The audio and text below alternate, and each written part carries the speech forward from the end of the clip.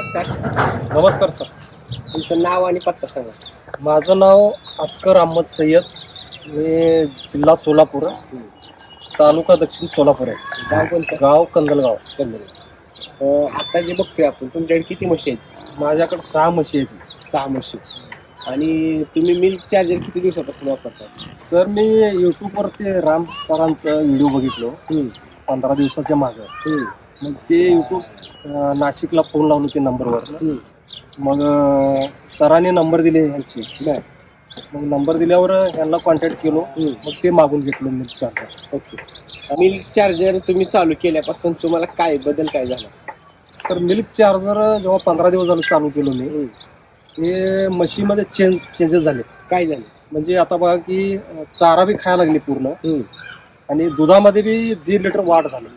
दुधामध्ये 1.5 लिटर एका म्हशी मागे? एका म्हशी मागे 1.5 लिटर दूध वाढ झाले. ओके. आणि म्हशीचं चमक आली. म्हणजे जी अशी निस्तेज म्हशीची चमडी होती आणि तेज आली, तेजी बी आली. ओके. म्हशीवर. आणि शेण बी जरा घट झालं तुझं. शेण घट्ट झालं.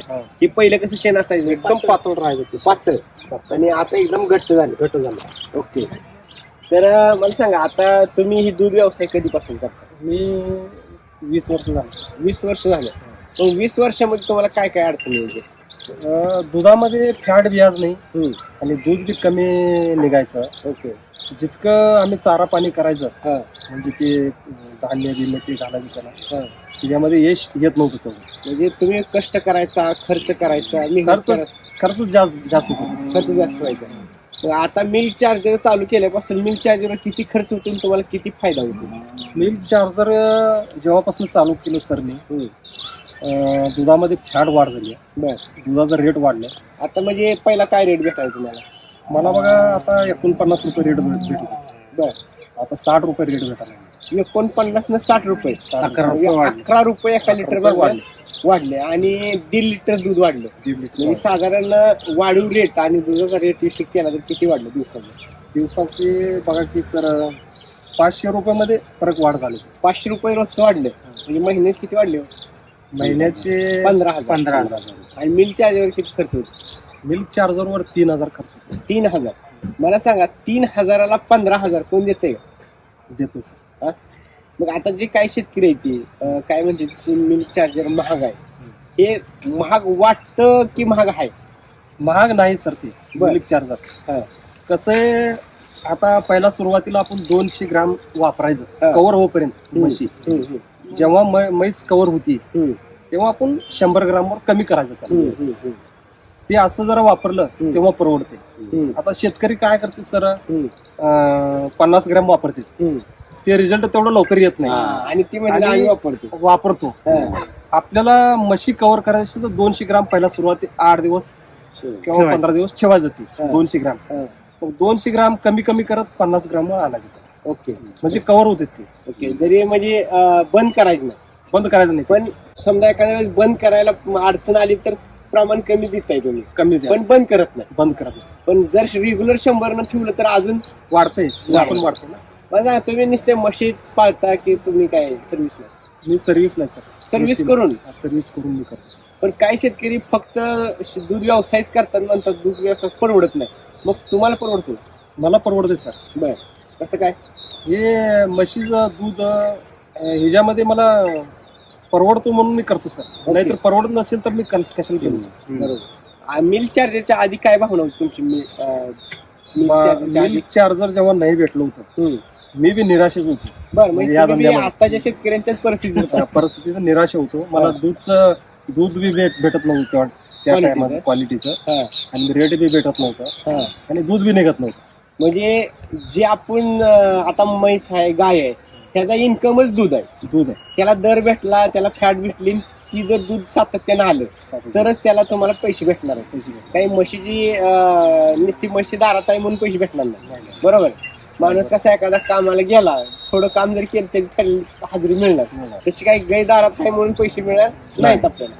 मग अशा शेतकऱ्यांना काय संदेश देऊ की जी शेतकरी आज अडचणीत आहे आणि त्याला सुद्धा वाटतंय माझी गायचा गोठा बंद करायचा आहे, म्हशीचा गोठा बंद करायचा, जी तुमची मनस्थिती होती, अशा शेतकऱ्याला काय संदेश द्यायची? त्याने काय करावं सर, मिल्क चार्जर वापरावं. मिल्क चार्जर असं वापरावं की पहिला 15 दिवस कव्हर करावं हम्म, गाईला. हम्म, मग गाईचं भाकड काळ बी कमी होतो हम्म. आणि दूध बी वाढतं बर. आणि गुराशी चमक बी वाढते. ओके.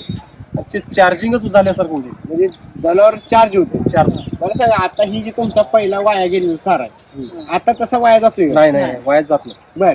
म्हणजे ती पण बचत झाली. ते बी बसत जाते. मला सांगा, पूर्ण सर मी आता एक वाढलं वाडा आहे माझ्याशी. ही वाढ दाखवा सर. ते वाडा कधीच खात नव्हते गुरं. बर. असला निकत चारा. विकत चारा. मग आता ते जरा टाकलं ना ते बी संपून टाकतं. म्हणजे जे काय तुम्ही देताय ते 100% खाऊन घेतो खाऊन घेतो. पहिला सर मी कुट्टीने वापरून होतो. कुट्टी मशीन गजराच वापरून होतो. आता ते कुट्टी करीना हाय असं टाका लावलं. म्हणजे कुट्टी नसताना सुद्धा डायरेक्ट कसं डायरेक्ट मोकळच ते. Okay okay. मग काय वाटतं तुम्हाला, ही मिल्क चार्जर जी राम सर निर्माण केलंय त्याच्यामुळे काय होऊ शकतं? राम सरांचं मी फार आभारी आहे त्यांचं. बर.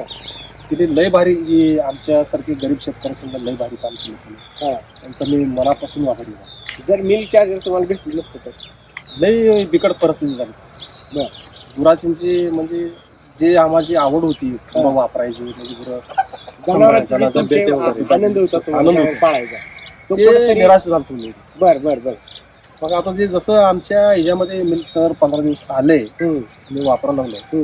गुरामध्ये बी जरा चांगले वाटायला लागले. आम्हाला बी जरा उत्साह वाटायला लागला. आता काय जनावर वाढवायचा विचार आहे का एक वेगळीच भरारी घ्यायचा विचार? नाही आता जनावर वाढवायचं मला प्रयत्न चालू आहे. म्हणजे जो शेतकरी जनावर विकण्याच्या मार्गावर होता तो शेतकरी मिल्क चार्जर भरवशा जनावर वाढवतो.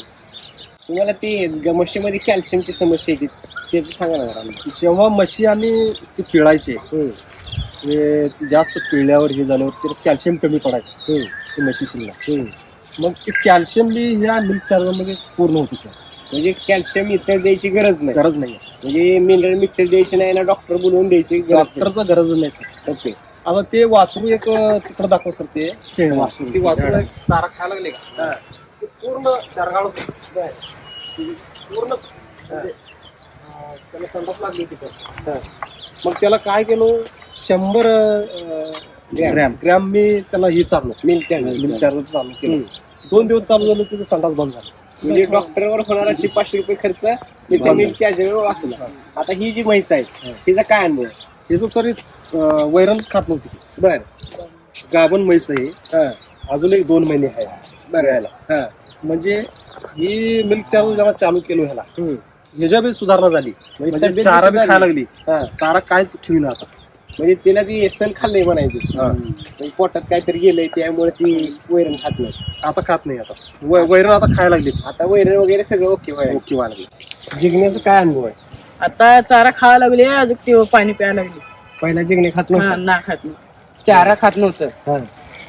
सारखं चंदीचं पाला खात- खात होतं, हा. ते तसं टाकत होतं. काड्या. काड्या खात नव्हतं. गाड्या खात नव्हतं. मिल्क चार्जर दिल्यापासून हा. खायला. आणि हे जी पहिली त्वचा कशी होती? तब्येत कशी होती? असं हाडकुल होतं. हडकोळ होतं. हा. आणि आता चमकायला लागले. चमकायला लागले. आता ते कसं दिसतंय फ्रेश फ्रेश? फ्रेश दिसतंय. कातडाची सवय चांगली लागते. हा. आणि पहिला असं सुंद होतं काय? हा, सुंद होतं. आता ऍक्टिव्ह झाले. हा. जर हाईट बी वाढली. हाईट वाढली. हा. अरे वा. चंदी बी खात नव्हतं पहिले, थोडंच खात होतं, उरत होतं.